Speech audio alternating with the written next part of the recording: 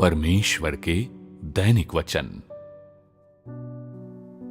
प्रभु यीशु द्वारा अनुग्रह के युग में पूर्ण किए गए कार्य के दायरे में तुम परमेश्वर के स्वरूप का एक अन्य पहलू देख सकते हो।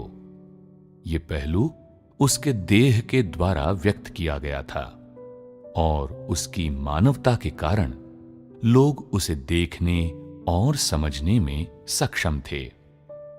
मनुष्य के पुत्र में लोगों ने देखा कि किस प्रकार देह में परमेश्वर ने अपनी मानवता को जिया और उन्होंने देह के माध्यम से व्यक्त परमेश्वर की दिव्यता देखी। इन दो प्रकार की अभिव्यक्तियों ने लोगों को एक बिल्कुल सच्चा परमेश्वर दिखाया और इनसे वे परमेश्वर के बारे में एक भिन्न अवधारणा बना सके। किंतु संसार के सृजन और व्यवस्था के युग के अंत के बीच की समयावधि में, अर्थात अनुग्रह के युग से पहले, लोगों द्वारा जो पहलू देखे, सुने और अनुभव किए गए, वे थे परमेश्वर की दिव्यता, परमेश्वर द्वारा अभौतिक क्षेत्र में की और कही गई चीजें और वे चीजें जो उसने अपने वास्तविक व्यक्तित्व से, जिसे देखा या छुआ नहीं जा सकता था, व्यक्त की थीं। प्रायः ये चीजें लोगों को ये महसूस कराती थीं कि परमेश्वर अपनी महानता में इतना बुलंद है कि वे उसके नजदीक नहीं जा सकते। परमेश्वर ने सामान्यतः लोगों पर जो प्रभाव छोड़ा वो ये था कि वो स्वयं को समझने बूझने की उनकी क्षमता के भीतर और बाहर झिलमिलाता था और लोग यहां तक महसूस करते थे कि उसके हरेक विचार और मत इतने रहस्यमय और मायावी हैं कि उन तक पहुंचने का कोई तरीका नहीं है, यहां तक कि वे उन्हें समझने बूझने का प्रयास भी नहीं करते थे। लोगों के लिए परमेश्वर से संबंधित हर चीज बहुत दूर थी, इतनी दूर कि लोग उसे देख नहीं सकते थे, उसे छू नहीं सकते थे। ऐसा लगता था कि वो ऊपर आकाश में है और ऐसा प्रतीत होता था कि वो बिल्कुल भी अस्तित्व में नहीं है। अतः लोगों के लिए परमेश्वर के हृदय और मन को या उसकी किसी सोच को समझना अलभ्य था, यहां तक कि उनकी पहुंच से बाहर था। भले ही परमेश्वर ने व्यवस्था के युग में कुछ ठोस कार्य किए और उसने कुछ विशेष वचन भी जारी किए और कुछ विशेष स्वभाव व्यक्त किए ताकि लोग उसके बारे में कुछ सच्चा ज्ञान प्राप्त कर सकें और उसे समझ बूझ सकें, फिर भी अंततः परमेश्वर के स्वरूप की ये अभिव्यक्तियां एक अभौतिक क्षेत्र से आई थीं और लोगों ने जो समझा, जो उन्होंने जाना, वो फिर भी उसके स्वरूप का दिव्य पहलू ही था। इस अभिव्यक्ति से मानव जाति उसके स्वरूप की ठोस अवधारणा प्राप्त नहीं कर सकी और परमेश्वर के बारे में उनकी धारणा अभी भी एक आध्यात्मिक देह, जिसके करीब जाना कठिन है, जो अनुभूति के भीतर और बाहर झिलमिलाता है, के दायरे में ही अटकी हुई थी।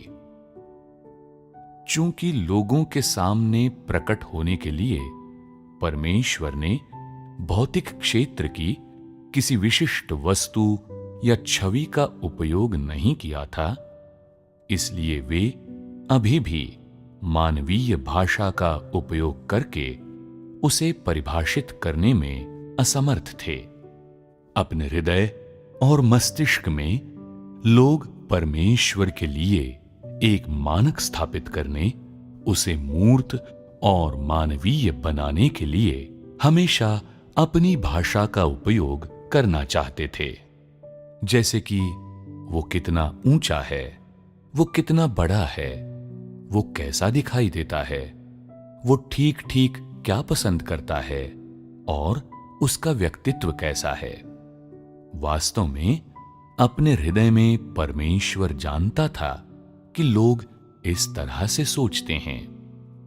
वो लोगों की आवश्यकताओं के बारे में बहुत स्पष्ट था और निस्संदेह वो ये भी जानता था कि उसे क्या करना चाहिए। इसलिए अनुग्रह के युग में उसने एक अलग तरीके से अपने कार्य को अंजाम दिया। ये नया तरीका दिव्य और मानवीय दोनों था।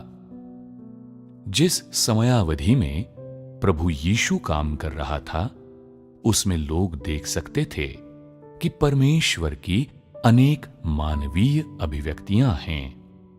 उदाहरण के लिए, वो नृत्य कर सकता था, वो विवाहों में शामिल हो सकता था, वो लोगों के साथ संगति कर सकता था, उनसे बात कर सकता था और उनके साथ विभिन्न मामलों में चर्चा कर सकता था।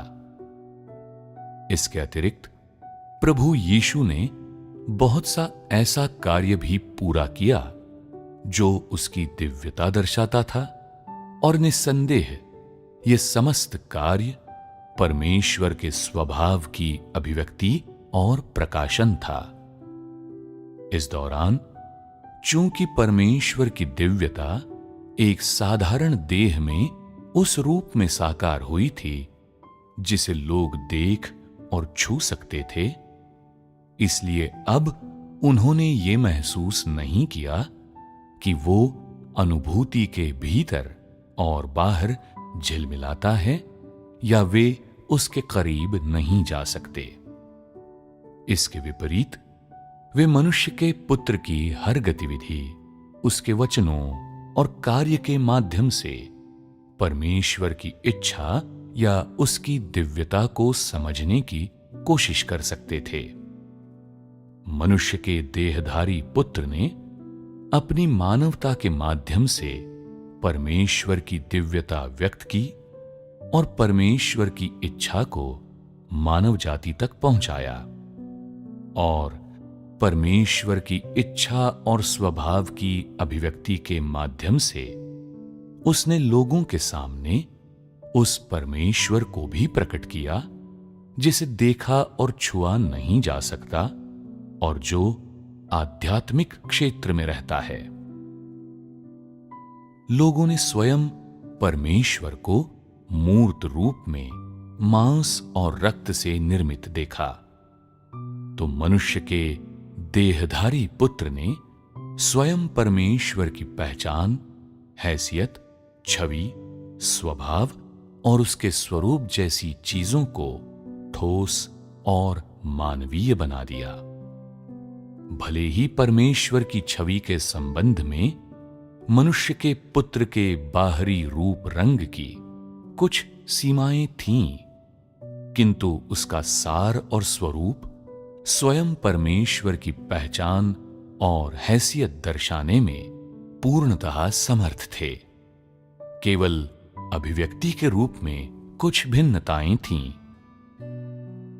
हम इस बात से इनकार नहीं कर सकते कि मनुष्य के पुत्र ने अपनी मानवता और दिव्यता दोनों रूपों में स्वयं परमेश्वर की पहचान और हैसियत दर्शाई। हालांकि इस दौरान परमेश्वर ने देह के माध्यम से कार्य किया, देह के परिप्रेक्ष्य से बात की और मानव जाति के सामने मनुष्य के पुत्र की पहचान और हैसियत के साथ खड़ा हुआ, और इसने लोगों को मानव जाति के बीच परमेश्वर के सच्चे वचनों और कार्य को देखने, सुनने और अनुभव करने का अवसर दिया। इसने लोगों को विनम्रता के बीच उसकी दिव्यता और महानता के संबंध में अंतर्दृष्टि और साथ ही परमेश्वर की प्रामाणिकता और वास्तविकता की एक प्रारंभिक समझ और परिभाषा भी प्रदान की। भले ही प्रभु यीशु द्वारा पूर्ण किया गया कार्य करने के उसके तरीके और उसके बोलने का परिप्रेक्ष्य आध्यात्मिक क्षेत्र में परमेश्वर के वास्तविक व्यक्तित्व से भिन्न थे, फिर भी उसकी हर चीज वास्तव में स्वयं परमेश्वर को दर्शाती थी, जिसे मानव जाति ने पहले कभी नहीं देखा था। इससे इनकार नहीं किया जा सकता। अर्थात परमेश्वर चाहे किसी भी रूप में प्रकट हो, वो चाहे किसी भी परिप्रेक्ष्य में बात करे या किसी भी छवि में वो मानव जाति के सामने आए, वो अपने सिवाय किसी को नहीं दर्शाता। वो न तो किसी मनुष्य को दर्शा सकता है, न ही भ्रष्ट मानव जाति को दर्शा सकता है। परमेश्वर स्वयं परमेश्वर है और इससे इनकार नहीं किया जा सकता।